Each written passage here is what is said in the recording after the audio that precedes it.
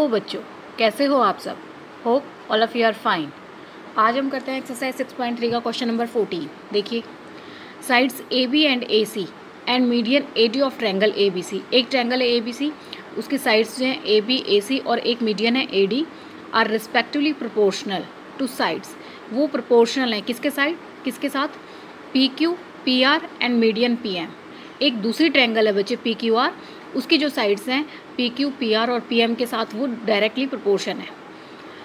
अब आगे वो कह रहे हैं शो दैट, आपको शो करना है triangle A B C similar है ट्रैंगल पी क्यू आर के। ठीक है, तो ये आपको प्रूव करना है बच्चे कि जो ए बी सी ट्रैंगल है वो पी क्यू आर के सिमिलर है। तो देखिए कैसे करेंगे। एक्सरसाइज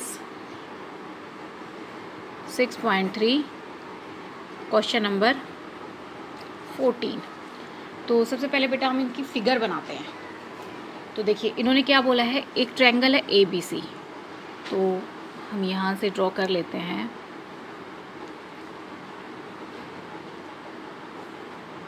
ये हमने फिगर ड्रॉ करी है इसकी ए बी सी।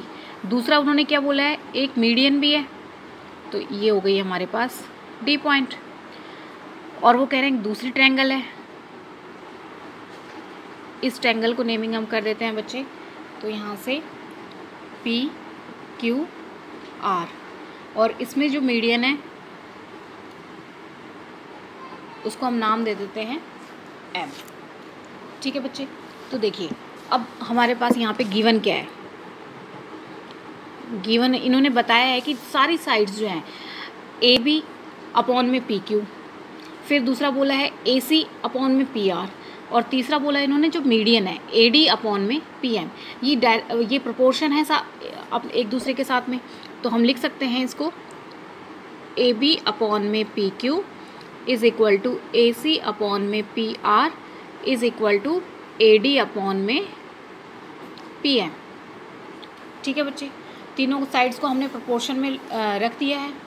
दूसरी बात देखिए, इन्होंने क्या बोला कि ए डी यहाँ पर मीडियन है, तो जो मीडियन होती है वो उसे जिस लाइन पर वो लाई करती है, तो उस लाइन को वो दो इक्वल पार्ट्स में डिवाइड करती है, यानी B D is equal to D C. आप यहाँ लिख सकते हो B D is equal to D C. A D is median. ठीक है बच्चे, दूसरी बात क्या है, यहाँ पर पी एम लाई कर रही है क्यू आर पर, वो भी पी एम भी मीडियन है, तो वो भी क्यू और आर को क्यू आर को दो इक्वल पार्ट्स में डिवाइड कर रहे हैं, यानी Q M is equal to M R. तो वो भी हम लिख सकते हैं Q M is equal to M R. आप यहाँ पे बता दीजिए पी एम इज मीडियन।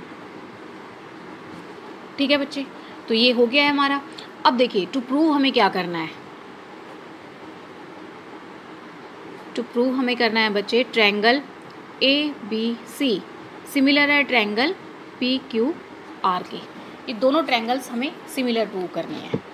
ठीक है बच्चे, अब देखिए इसमें हमारे पास क्या क्या गिवन है। देखिए एक बार दोबारा दिखाती हूँ मैं आपको। ए बी अपॉन में पी क्यू, फिर आ रहा है ए सी अपॉन में पी आर। ठीक है बच्चे, तो आपको दिख रहा है दो हमने साइड्स जो है वो तो उन्होंने गिवन में ही प्रोपोर्शन में बता दिया गया है। तीसरी बात इन्होंने क्या बोला है ए डी, लेकिन अगर वो ए डी की बजाय या तो हम बी सी अपॉन में क्यू आर कर दें, तो बाई साइड दोनों ट्रायंगल्स जो हैं वो आपस में सिमिलर हो जाएंगी, क्योंकि तीन साइड्स जो हैं हमने वो तीनों साइड्स को आपस में डायरेक्टली प्रोपोर्शन में रख दिया गया है, तो इसीलिए हम उसको सिमिलर प्रूव कर सकते हैं। या फिर क्या कर सकते हैं, दो साइड्स हमारे पास यहाँ पर प्रोपोर्शन में गिवन है, तो उनके बीच का ये जो एंगल है, साइड एंगल और फिर ये साइड एंगल और ये साइड, इनको अगर हम इक्वल प्रूव कर दें तो भी ऐसा हो सकता है। तो देखिए बच्चे हम कैसे कर सकते हैं इसको। हम एक छोटी सी इसमें कंस्ट्रक्शन करते हैं। एक्सटेंड ए डी टू, इस ए डी को हम एक्सटेंड करते हैं और इस तरीके से करते हैं कि इसको नाम करते हैं हम ई तक। ठीक है, और दूसरा क्या कर रहे हैं कि पी एम को भी एक्सटेंड करते हैं, इसको एन तक कर देते हैं बच्चे। X and P M to N, दोनों को हमने एक्सटेंड कर दिया है। अब हम यहाँ पे क्या करते हैं, जब हमने इसको एक्सटेंड कर दिया है तो और इस तरीके से कराया है बच्चे, यहाँ पर एक और बात बता देती हूँ कि AD जो है वो DE के इक्वल है, such that AD is equal to DE and PM is equal to MN। तो देखिए बच्चे, हम यहाँ पे इनको ज्वाइन भी कर देते हैं, BE और CE, join BE and CE, और ज्वाइन यहाँ से QN एंड RN।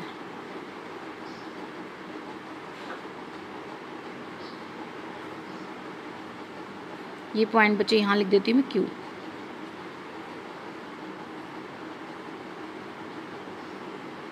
ठीक है, ये हो गया है हमारे पास। तो अब देखिए, अब हम करते हैं इसमें प्रूफ बच्चे। हम देखिए ABEC इन फिगर ABEC, हम पहले इसमें देखते हैं बच्चे हमारे पास क्या क्या चीज़ इक्वल है, हम कैसे कर सकते हैं। तो दिख रहा है आपको BD is equal to DC, BD is equal to DC। ये क्या है, ये तो हमारे पास गिवन है, हमने ऊपर बताया हुआ है, तो ये है हमारे पास गिवन। दूसरी बात क्या है, यहाँ पर देखिए AD is equal to DE, AD is equal to DE। ये क्या है, कंस्ट्रक्शन में हमने किया है बच्चे, हमने कंस्ट्रक्शन में इसको एक्सटेंड जब किया है AD को E से, वो इस तरीके से किया है कि AD जो है वो DE के इक्वल रहे और PM जो है वो MN के इक्वल रहे। ठीक है बच्चे, तो आप यहाँ लिख सकते हैं, क्योंकि देखिए अब दोनों के जो डायगनल्स हैं वो एक दूसरे को बाइसेक्ट कर रहे हैं। बाइसेक्ट मीन्स समझते हैं ना बच्चे, बाइसेक्ट मीन्स होता है किसी भी लाइन को दो इक्वल पार्ट्स में डिवाइड करना, वो होता है बाइसेक्ट करना। तो यहाँ पर AE और BC एक दूसरे को बाइसेक्ट कर रहे हैं, क्योंकि यहाँ से BD is equal to DC आ रहा है और AD is equal to DE आ रहा है। तो हम लिख सकते हैं ABEC is a parallelogram because its diagonal bisect each other। ठीक है बच्चे, सिमिलरली ये वाली फिगर देखिए, PQNR इन फिगर PQNR। अब इसमें भी हम देख सकते हैं बच्चे हमारे पास क्या क्या है जो गिवन है कि QM is equal to MR, आप यहाँ लिख दीजिए QM is equal to MR। दूसरी बात हमारे पास क्या गिवन है, जो हमने कंस्ट्रक्शन की, ये तो हमारे पास गिवन है बच्चे, और कंस्ट्रक्शन हमने क्या की थी, PM is equal to MN, यानी ये दोनों भी आपस में इक्वल है, तो PM is equal to MN। यहाँ पर हम लिख सकते हैं कंस्ट्रक्शन। ठीक है बच्चे, अब जब ये दोनों इस PQNR के जो डायगनल्स है वो एक दूसरे को बाइसेक्ट कर रहे हैं, तो इसका मतलब PQNR भी क्या है, एक पैरेललोग्राम है। Therefore PQNR is a parallelogram because it's diagonal also bisect each other। ठीक है बच्चे, इतना काम हमारा हो गया है। हमने ये प्रूव कर दिया कि यहाँ पर ABEC और PQNR दोनों क्या है, पैरेललोग्राम। अब देखिए हमें ये पता है कि जो पैरेललोग्राम्स होते हैं उनकी अपोजिट साइड इक्वल होती है, तो आप यहाँ लिख सकते हो इन ABEC पैरेललोग्राम। यहाँ पे हम क्या लिख सकते हैं, AB जो है वो EC के इक्वल है, यहाँ से AB is equal to EC, और यहाँ से हम क्या बता सकते हैं बच्चे, और दूसरी क्या है हमारी, देखिए AB is equal to EC है, और दूसरा क्या है हमारे पास, BE is equal to AC। वो भी लिख देते हैं, B E is equal to A C. अब देखिए यहाँ से हम क्या कर सकते हैं, इन पैरेललोग्राम कौन सा है, P Q N R. P Q N R में हम बता सकते हैं बच्चे, P Q is equal to N R, और यहाँ से हम कर सकते हैं Q N is equal to P R. तो Q N is equal to P R, इसको हम फर्स्ट नेमिंग कर देते हैं, इसको सेकंड, और इनका रीज़न क्या देंगे, opposite sides of parallelogram are equal. ठीक है बच्चे, तो इतना काम हमारे पास हो गया, हमने इनकी अपोजिट साइड्स भी यहाँ पर इक्वल करके दिखा दिया है। अब देखिए नाउ अभी हम क्या ले रहे हैं, जो हमारे पास गिवन था, पहले मैं वही आपके पास अब लिख के दिखा रही हूँ, जो हमारी साइड्स का प्रोपोर्शन था कि ए बी अपॉन में P Q is equal to A C upon में P R is equal to A D upon में पी एम। हमारे पास ये चीज़ गिवन थी बच्चे, तीनों जो साइड्स थी यहाँ पर, इनका जो है वो प्रोपोर्शन में गिवन था बच्चे, वो हमने एज इट इज़ कर लिया है। अब देखिए यहाँ पर जो ए सी अपॉन में पी आर है, यहाँ पर है ए सी अपॉन में पी आर। अब ए सी की बजाय हम क्या लिख सकते हैं बच्चे, बी ई लिख सकते हैं, और पी आर की बजाय क्या लिख सकते हैं, क्यू एन। तो हम इनकी वैल्यू पुट कर देते हैं, तो ए बी अपॉन में P Q is equal to, A C किसके इक्वल है, बी ई अपॉन में पी आर किसके इक्वल है बच्चे, क्यू एन, और यहाँ पर ए डी अपॉन में पी एम, वो हमारे पास एज इट इज़ रहेगी from first and second. First और सेकंड से हमारे पास ये रिजल्ट आ गया कि हमारे ये जो इनकी वैल्यू थी जिसके इक्वल थे, हमने वो वैल्यू रख दी। ठीक है बच्चे, एक और हम इसमें काम करते हैं, हमारे पास जो मीडियन है ए डी और पी एम, हम वहाँ पर उसको 2 से मल्टीप्लाई भी कर देते हैं और डिवाइड भी कर देते हैं। देखिए यहाँ पर हम 2 से इसको मल्टीप्लाई कर दिया और इसको डिवाइड भी कर दिया।